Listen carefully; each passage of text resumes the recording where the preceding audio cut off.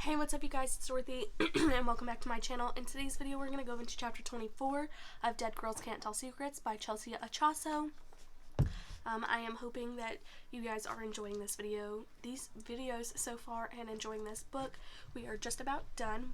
There are only 32 chapters in this whole book, and we are on chapter 24, so let's keep on reading to find out what is going to happen next. This video may contain sensitive topics and foul language. If you do not wish to continue, I suggest clicking off of the video now.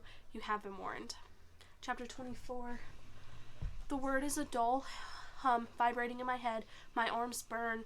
Pain shoots through my nail beds and my fingernails tear. Cold spray from the angry rapids hits my bare ankles where my jeans have inched up. I don't have enough strength left to pull my head back and check on Mr. Davis, but he's up there.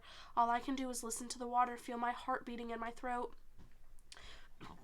I picture myself falling like a sliver of bark, breaking off and dropping into the gushing current. The image plays in my head and on loop. One of these times it'll be for real. Savannah, the voice bursts through the white noise. Grant, he heard me. He came. Help, I squeal, my weak voice drowned by the roaring river. An ounce of resilience that wasn't there a second ago courses into my muscles. I swing my head back to find Mr. Davis above me, teetering on the log. I'm coming, Grant yells, gliding from rock to rock on the bank like a web-footed creature. He scrambles onto the log, but my vision blackens from the effort of craning my neck. I let my head sink back down, gaze catching the sharp rocks covering the riverbed below. Still feeling little spittle on my ankles, my eyes fall shut, but the panic has already taken over. I wait, hoping with everything fiery wave of pain that Grant will get to me first. Then a voice drifts down. Just hold on, I've got you. Not Grant. Mr. Davis. No, he's not going to help. He's going to, but a hand presses down on mine. Unsteady fingers slip over my skin. My body sways like a pendant beneath the log, even the smallest gust of wind could knock me free. I want to yell for Grant to hurry, but the effort could loosen my precarious grasp. Legs drop down, dangling on either side of the log. Grant's shoes. A second later, another hand, this one firm, grabs my hand from the other side. My fingers are pried from the log. I don't know whether to scream or try to help, but Grant grabs my forearm. My body is lifted until I'm secure, sitting on the log. He helps me up, ushering me back along the fallen tree. My limbs shake, but I reach the ravine. Grant's arms hold me up as he guides me down the slope. When we reach the bank, he lowers me onto a rock. I try to catch my breath, but Mr. Davis comes into focus. He climbs down from the log, and the dark haze covers my vision again. I gasp, but the leaves in my periphery flutter. I turn, taking in the orange pop of Noah's jacket, the vibrant red of Sam's flannel shirt. The rest of the group trickles through the brush above, some already scattered nearby on the bank. JC moves to sit down on the rock beside me. Twigs and pine needles are embedded in her disheveled hair and clinging to her sweatshirt. Taking a few ragged breaths, she leans in, placing a water bottle in my hand. What happened? I flick open the cap with bleeding fingertips. You're asking me, I hiss. How did all of you manage to let him out of your sight? I never even found him. By the time I caught up with the guys, they'd already lost track of Mr. Davis. I didn't get a chance to say anything. Just keep quiet. It's too late, I mumble. He knows. Her eyes grow wide as Mr. Davis collapses to the ground in front of us, head bent over his knees. His breathing is labored and husky. I fasten my eyes on him, watching his every move until a rattling sound breaks my focus. Tyler crouches down next to me. Are you okay? I nod, my gaze skipping back to my target, but Gramp steps in front of me, blocking my view. He wipes his forehead with the back of his hand, eyes widen as they skim over my torn, filthy clothes and bleeding fingertips. What were you doing, Savannah? I like to know the same thing. Abby's boots crunch over the rocks as she moves to stand beside Sam. Noah and Alexandra hover behind us on the slope. Let her catch her breath, Tyler says, like he's some kind of saint. He promised he would keep an eye on Mr. Davis, and he broke that promise.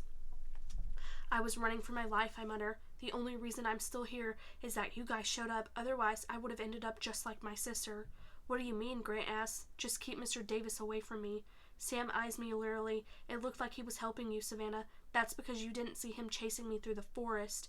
Mr. Davis lifts his head slowly. Savannah, I had to make sure you didn't get lost. You're my responsibility this weekend. You all are. I'm so sorry about your sister. I really am, but you're mistaken. You said Piper came to me after school that day. She fell, but I never saw her. A bitter laugh escapes my lips. Right. I glance at the others, my tangled blonde hair whipping into my face. He's not the responsible teacher you all think he is. He's dangerous, and he did something to Piper. Mr. Davis runs his fingertips through his hair. We have surveillance cameras at the school halls. Savannah, all the police have to do is watch the footage from that day, footage that you probably already doctored. I snap, but my stomach splits, both halves sliding around. If I'm right, and he did edit the footage, he might get away with this. You guys, Abby says, looking at us with a mixture of terror and concern. I'm sure Mr. Davis didn't do something to Piper. I'm sure he can explain. She doesn't get it. No one does. I have to make them understand that our club advisor is dangerous. I unzip my jacket pocket, dig my mangled fingertips inside. Then why was her recorder in his bag? I tug it out, letting the rest of my scraped raw palm for all to see. Mr. Davis squints at the silver object and then darkens, shifts into his eyes. You were in my bag? There's an unsettling edge to his voice. You're avoiding the question. I know everyone's been under a significant amount of stress, Mr. Davis says, wiping sweat off his neck with his plaited shirt sleeves, but you kids can't resort to anarchy. There will be consequences when we get back. Yeah, there will be consequences, I retort, raising the recorder, because you did something to Piper, and this proves it. She went to see you before she fell, and somehow you have the recorder that's always in her pocket. The recorder you obviously want hidden. His lip curls as he tugs at his collar. Piper left it in my office. I only listened long enough to figure out it was hers. Then why do you still have it? He's silent for too long of a beat. I was going to give it to her the next day, but then, his eyes lower, she didn't come back to school, obviously. I meant to pass it off to you, but I kept forgetting to grab it from my office. Right before the hike, I finally remembered and stuffed it into my bag, knowing I'd see you on this trip. My heart drops another level. Is that all that's going to take for Mr. Davis to weasel his way out of this? Maybe I should have kept the roll of tape. I'll never be able to get to it now. Mr. Davis kneels down beside the river to splash some water on his face. When he picks himself up, he looks like he's aged several years. I think I can safely say this weekend's excursion has come to an end. Let's head back to camp and clean up. Tyler glances at me, anger needles back into my veins. Why did he abandon me? We climb the ravine, pushing back through the trees until we reach the camp, where the fire has long since sizzled out. My stuff is already packed, so I rack my brain for a way to escape. But Mr. Davis is keeping a close eye on his as he disassembles his tent. He's not about to let anyone else wander off. The others are tearing things down and stuffing their backpacks, and Grant leads me behind his tent by the hand. Wait a sec, he says before ducking inside to remove his sleeping bag. He folds it once and then lays it in the dirt for me to sit down while I finish packing. He gestures to the cushion he's created and begins dislodging the stakes around the front of the tent. Once he's finished, he comes around to the back again and kneels at one corner, tugging a stake from the ground. Two other pointed metal pieces lay nearby it in the dirt. Need any help, I ask, though I'm too fatigued to budge. He glances over one shoulder. You have to rest. I should. I feel like I could collapse and sleep for 1,000 years, but something stirs beneath the fatigue. Grant, do you know anything about Mr. Davis? He frowns and moves to the final corner, still clutching the stake in one hand. Savannah, come on. I lick my lips, forcing myself to my feet. I peer around the tent. I think Piper caught him helping guys on the soccer team cover up drug stuff. He smiles subtly but stops working. That's ridiculous. He was the last person to see her that day. She was investigating the boys' soccer scandal, and then what do you know? Piper falls off a cliff.